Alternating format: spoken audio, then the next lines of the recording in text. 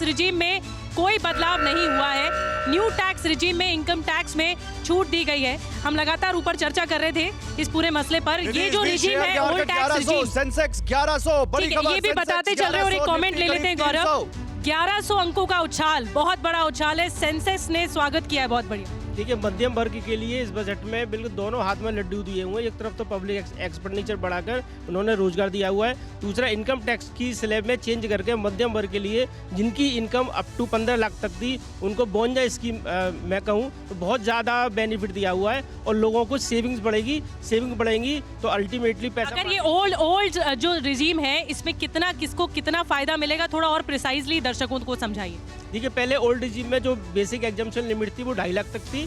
2.5 लाख से 5 लाख तक 5%, 5 लाख से 10 लाख तक 20% और 10 लाख से ऊपर 30% ये स्लैब लगता था।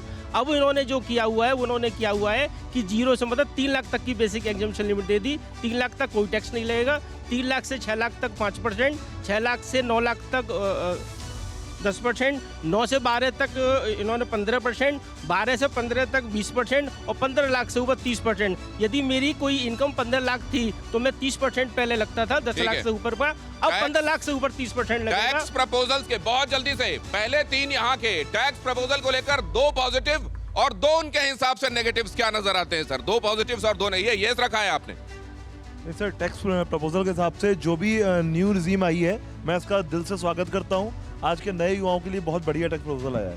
मतलब इससे बेहतर मौजूदा सिनेरियो में कुछ नहीं हो सकता था। बेस्ट है ये नया टैक्स प्रपोजल में, ये बहुत अच्छी व्यवस्था की गई है, काफ़ी फायदा है नए लोगों के लिए। ओल्ड टैक्स में हालांकि कोई बदलाव नहीं किया गया, उससे थोड़ी सी मायूसी जरूर है, लेकिन फायदा इकोनॉमिक को सुधार किया गया है। मोर ऑफ फील गुड है या वाकई कुछ बहुत बेहतर होने वाला है मिडिल क्लास के साथ खासतौर? नहीं, बहुत ज्यादा कोई ड्रास्टिक चेंज आएगा ऐसा तो नहीं है, लेकिन ये है कि कुछ टैक्स स्लैब को और राशनलाइज किया जल्दी से हमारे सारे जितने भी गेस्ट हैं अपने अपने प्ले कार्ड उठाइए और अब यस नो में जवाब और सवाल होंगे। जल्दी से वेद साहब जल्दी से उठाइए। सबसे पहला सवाल, इनकम टैक्स की उम्मीदें पूरी हुई? यस और नो? सब yes yes yes yes yes. Sir, income tax की उम्मीदें पूरी हुई? प्ले कार्ड दीजिए सर को प्ले कार्ड दीजिए सर। यस और नो? इनकम टैक्स की उम्मीदें पूरी हुई? नो। आलोक जी नो, हर्षवर्धन जी नो। नो क्यों सर? जल्दी से। सर नो इसलिए कि जो ओल्ड रिजीम में बहुत सारे लोग हैं उनके लिए कोई चेंजेस कई सालों से नहीं है, तो प्रिसाइजली हमारी टैक्स लायबिलिटी बढ़ती जा रही है। तो जो बिल्कुल 8 करोड़ लोग ओल्ड रिजीम में 5 लाख लोग केवल नई निधि मैं थोड़ा सा इसको और समझाता हूँ टीवी 9 भारतवर्ष के दर्शकों के लिए। यानी सरकार ये कह रही है कि जो दूसरे तरीके से आप कुछ रिबेट लेते थे वो करना बंद कर दीजिए। ये अच्छी चीज नहीं है। अगर आप कहते हैं कि एक कट ऑफ दिया तो कट ऑफ बढ़ाते हैं। जल्दी से एक और सवाल, क्या मिडिल क्लास मायूस हुआ? यस और नो? जल्दी से यस और नो। क्या मिडिल क्लास मायूस हुआ? Yes yes no. ये बटा हुआ है मैंडेट। नो सर, आप क्या कह रहे हैं? यस और नो? सर को प्लाकार्ड दीजिए। यस, आपको क्या लगता है सर? यस, मिडिल क्लास निराश हुआ? ये बहुत बड़ी संख्या है सर। दो चीजें हैं, दो चीज। मिडिल क्लास निराश नहीं हुआ। अभी जो सर ने हमारे बोला कि 5 से 7 की जो लिमिट कर दी है इन्होंने, which is a fantastic effort for the middle class। ठीक है सर, मैं समझ गया आपकी बात। डिस्पोजेबल इनकम बढ़ रही लेकिन जो बात कही जा रही थी गौरव की रिफॉर्मिस्ट बजट होगा, जल्दी एक कमेंट। रिफॉर्मिस्ट बजट लगा आपको? बिल्कुल नहीं लगा आपको? जी हाँ, बिल्कुल लगा। रिफॉर्मिस्ट है, पॉपुलिस्ट रिफॉर्मिस्ट? पॉपुलिस्ट ही है, रिफॉर्मिस्ट नहीं है ना, क्योंकि हमने काफी एक्सपेक्ट किया कि काफी out of the box thought process है। एक्सपेक्टेशन मीट किया नहीं किया है एक्सपेक्टेशन मीट आपकी? नहीं, काफी हद तक एक्सपेक्टेशन मीट इसलिए किया है, रिफॉर्मिस्ट है, क्योंकि जो पहले से करते आ रहे हैं, जिस दिशा में हम चल रहे हैं वो सही दिशा है। वो दिशा सही है, आप बताइए। टू सम एक्सटेंट रिफॉर्मिस्ट लगा आपको? आप मैडम रिफॉर्मिस्ट लगा। इस बीच हमारे साथ सुरभि भी आ चुकी है। सुरभि हमारी सहयोगी आ चुकी है। सुरभि महिलाओं को बहुत ध्यान से बिल्कुल, मैं इस बजट को पूरा सुनकर इसलिए आई हूं क्योंकि बड़ी बातें जो आपने कही थी। मेरे पहले सवाल का जवाब दीजिए। महिलाओं के लिए स्पेशल स्कीम? महिलाओं के लिए स्पेशल स्कीम है, बिल्कुल है। बुजुर्गों को ध्यान में रखते हुए, किसानों को ध्यान में रखते हुए, चुनावी माहौल को ध्यान में रखते हुए, दिनेश जी, सबसे महत्वपूर्ण यही हो चुका है कि हम जो एक्सपेक्टेशंस कर रहे थे, क्या उन एक्सपेक्टेशंस पर खरा उतर रहा है, आम लोगों की एक्सपेक्टेशंस पर। इसीलिए खास पैनलिस्ट के साथ साथ हम उस चुनावी माहौल का भी जिक्र करते आ रहे हैं, मिडिल क्लास का भी जिक्र करते आ रहे हैं, किसानों का भी जिक्र करते आ रहे हैं। कहना गलत नहीं है। सुरभि, टैक्स बहुत अहम है। टैक्स बहुत अहम है। टैक्स को लेकर लोग साफ तौर पर कह रहे हैं कि मिडिल क्लास को फायदा हुआ है टैक्स के लिए। आपसे आप मानते हैं सबसे बड़ा फायदा? मैडम बिल्कुल हुआ है। मैंने आपको बताया जो न्यू रिजाइम के हिसाब से इनकम टैक्स 7 लाख आया वो हुआ है। महिलाओं को 2 लाख रुपए तक का ब्याज ज्यादा मिलेगा। MSME में 1% ब्याज की छूट दी जा रही बिजनेसमैन को। ये सभी चीजें देखा जाए तो देश की आम जनता, मिडिल क्लास के लिए फायदे की चीजें हैं। सर 7 प्राथमिकताओं के साथ शुरुआत होती है, infra, green growth, financial sector और यूथ पावर। हाँ, न्यू रिजीम के लिए ठीक है, और लेकिन ओल्ड रिजीम के साथ भी कुछ करना चाहिए था इनको। ओल्ड रेजिम के साथ कुछ करना चाहिए था। आप अग्री करते हैं सर इस पॉइंट पर? नहीं, बिल्कुल करते हैं। उसमें मैंने इसीलिए बताया ना कि कुछ छूट जरूर मिली है, लेकिन कोई बहुत बड़ा परिवर्तन हुआ हो ऐसा नहीं है। इसके और कुछ ज़्यादा किया जा सकता था, लेकिन साथ ही कुछ ऐसी मजबूरियाँ होती है गवर्नमेंट की, क्योंकि उसको अपने खर्चे के लिए भी तो चाहिए ना कुछ। It's not easy to run a nation और गवर्नमेंट हमारे साथ जुड़ रहे हैं मनी 9 के एडिटर अंशुमन। आइए उनसे समझते हैं टैक्स का ये गणित एक्चुअली क्या वाकई बहुत फर्क लाने वाला है क्या मिडिल क्लास के पॉकेट को लेकर? अंशुमन, कैसे देख रहे हैं आप? दिनेश, मिडिल क्लास के पॉकेट पर उन लोगों पर कोई फर्क नहीं पड़ेगा जो बड़े पैमाने पर पुरानी टैक्स रिजीम का फायदा लेते हैं। इसे हम ऐसे समझ सकते हैं कि जो नई टैक्स रिजीम आई थी उसमें 75 अलग अलग डिडक्शन या जो रियायतें मिलती थी उन्हें खत्म कर दिया गया था। जो आप बीमा लेने पर रियायत लेते हैं, जो बचत पर टीसी की रियायत लेते हैं, जो आपको होम लोन का इंटरेस्ट रेट देने पर रियायत मिलती है, ऐसी करीब लगभग 4 लाख रुपए की रियायत एक आम मध्यम वर्ग के व्यक्ति को मिलती है। उसे छोड़कर उसे नई टैक्स रिजीम लेने के लिए कहा गया था। वित्त मंत्री ने जो आज घोषणा की है, उस घोषणा के सारे प्रमुख फायदे नई टैक्स रिजीम में जाने वाले को मिलेंगे। इसका मतलब 2 तरह से समझ सकते हैं। यदि किसी की इनकम 7 लाख रुपए तक है और वो कोई टैक्स नहीं पे करता है, बचत नहीं करता, तो वो तो इस स्कीम में आ सकता है। लेकिन एक बहुत बड़ी आबादी भारत की जो टैक्स पेयर्स का हिस्सा है, वो आज तक नई टैक्स रिजीम का हिस्सा नहीं बने हैं। ये बहुत पॉपुलर स्कीम नहीं थी। इस बजट की कोशिश ये है कि इस स्कीम को पॉपुलर किया जाए, ज्यादा लोगों को इसमें लाया जाए, और इसलिए इस स्कीम को आज डिफॉल्ट स्कीम भी बना दिया गया है। यानी अगर आप सारी रियायतें जो आपको मिलती हैं होम लोन पर, बीमा पर, बचत पर, उन्हें छोड़ना चाहते हैं तो आप इस स्कीम का हिस्सा बन सकते हैं। ये इनकम टैक्स के आज के फैसलों का मंतव्य है। अंशुमन जी, अगर आप कह रहे हैं कि रिबेट इसमें कम की गई है तो इसे फायदा समझे या फिर नुकसान?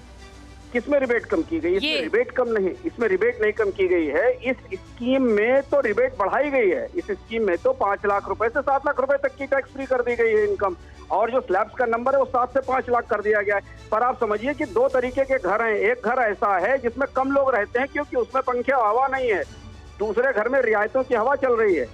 तो उस रियायतों की हवा जहाँ चल रही है वहाँ ज्यादा लोग रहते हैं और उस घर में ज्यादा लोग इनकम टैक्स का फायदा उठाते हैं। सरकार ये चाहती है कि लोग बाकी रियायतें छोड़ दें।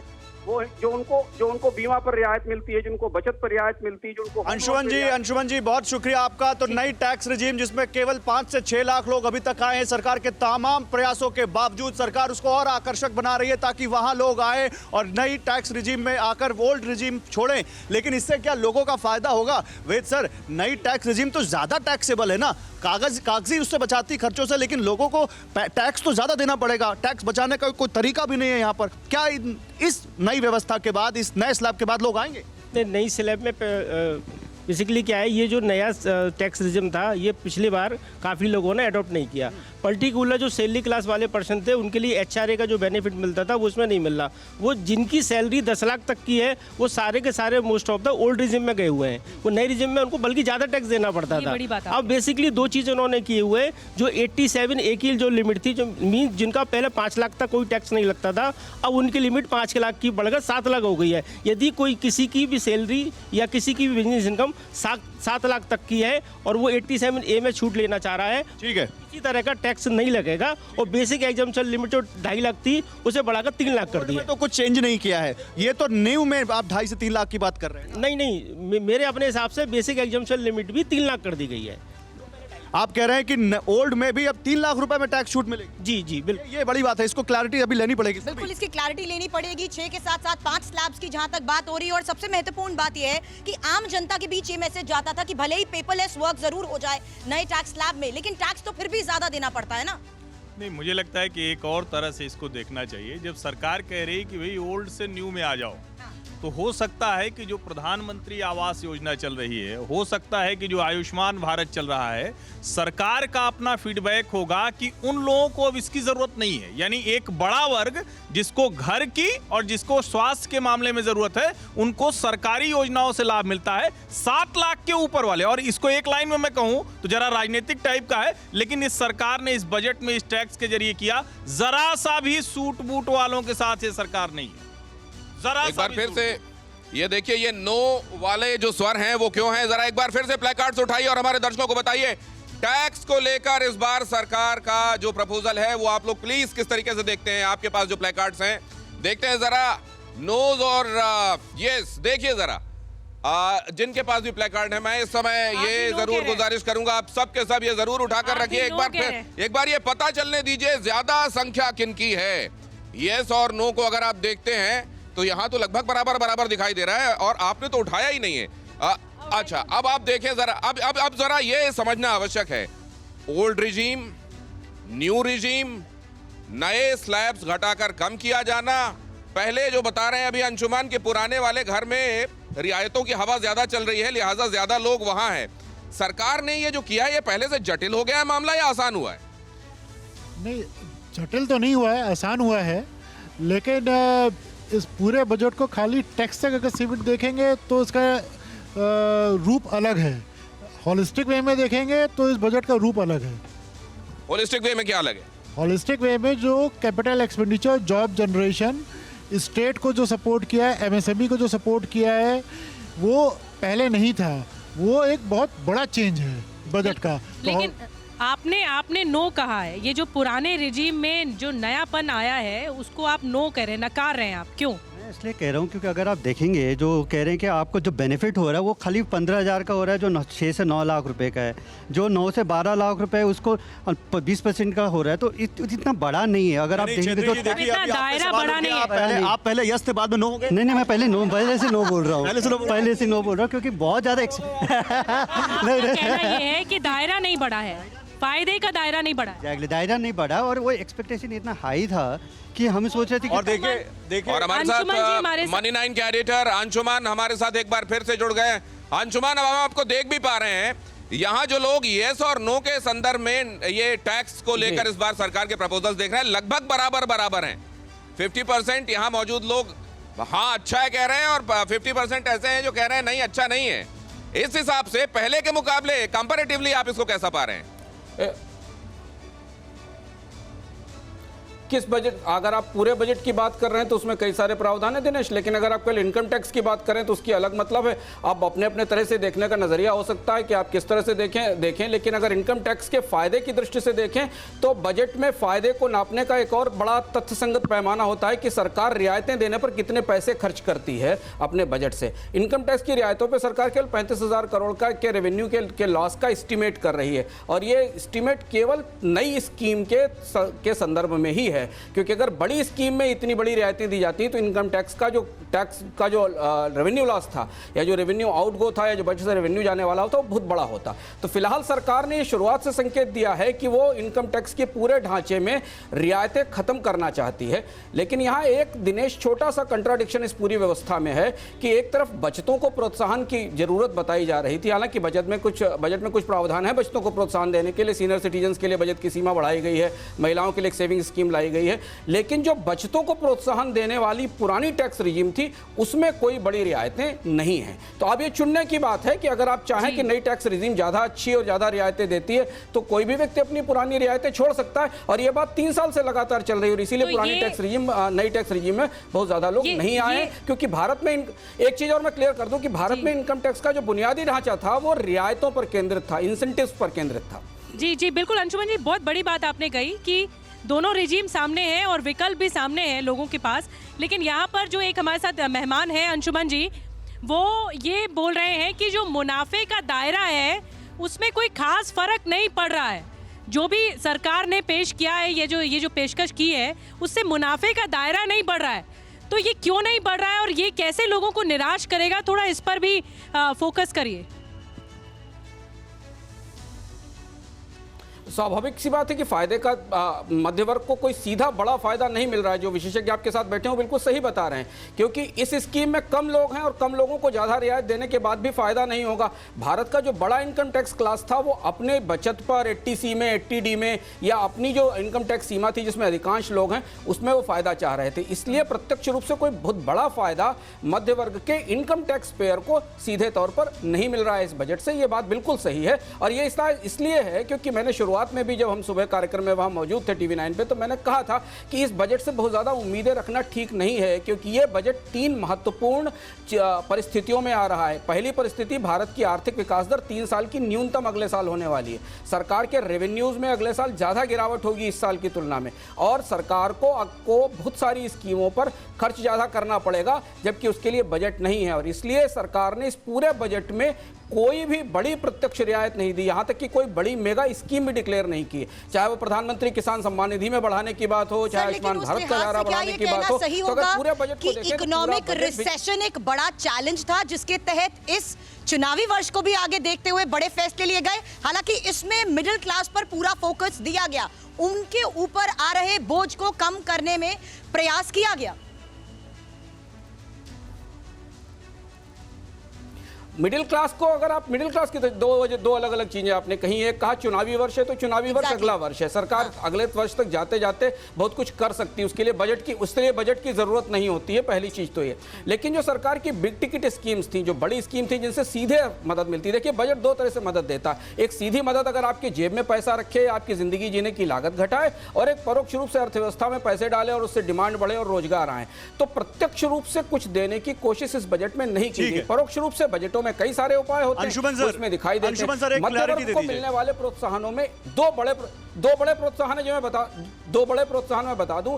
बचतों पर 2 प्रोत्साहन आए हैं। महिलाओं के नाम पर अगर कोई बचत की जाती है 2 लाख रुपए तक की, तो 7.5% का इंटरेस्ट रेट मिलेगा 2 साल तक। और स्मॉल सेविंग स्कीम जो डाकघर में चलती, उस पर भी बचत की सीमा बढ़ी है। ये 2 महत्वपूर्ण प्रावधान है। इसके अलावा ओवरऑल देखें तो मिडिल क्लास के लिए उम्मीदों के हिसाब से उतना अच्छा बजट नहीं है। Anshuman sir, budget income tax से जुड़े मेरे 2 सवाल है, जरा क्लैरिटी दे दीजिए, थोड़ी कंफ्यूजन है। जो 2.5 लाख तक टैक्स नहीं लगता था, क्या उसको अब ओल्ड रिजीम में भी बढ़ाकर 3 लाख कर दिया गया है, या नई रिजीम में 3 लाख से कैलकुलेशन शुरू होगा?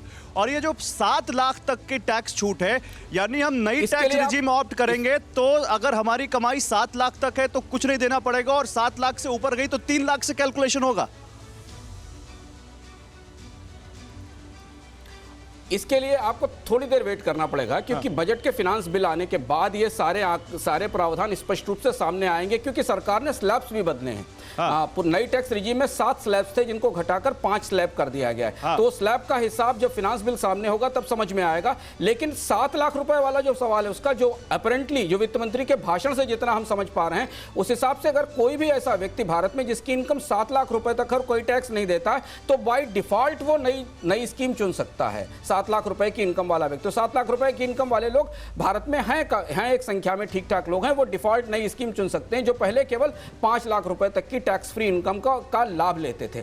लेकिन जो भारत का एक्चुअल मिडिल क्लास है, जो 12 से 14 लाख रुपए साल कमाता है, जिसकी इनकम 60-70 हजार रुपए महीने के आसपास है, उसके लिए न्यू स्कीम में अभी बहुत आकर्षण नहीं है, क्योंकि वो अपनी जरूरतें बेहतर करने के लिए होम लोन भी ले रहा है, बीमा पर भी पैसा खर्च कर रहा है, बच्चों की पढ़ाई की फीस भी दे रहा है और बचतें भी कर रहा है। और इसलिए बचत के निगाह से देखें तो नई टैक्स रिजीम बचतों को प्रोत्साहन देने के लिए नहीं लाई थी, पर नई टैक्स की स्कीम ये जानबूझकर 75 के आसपास रियायतें खत्म करके लाई गई थी कि आप इनकम पर सीधे टैक्स दीजिए। अंशुमान जी, ये इसको लेकर एक बार अपने दर्शकों के लिए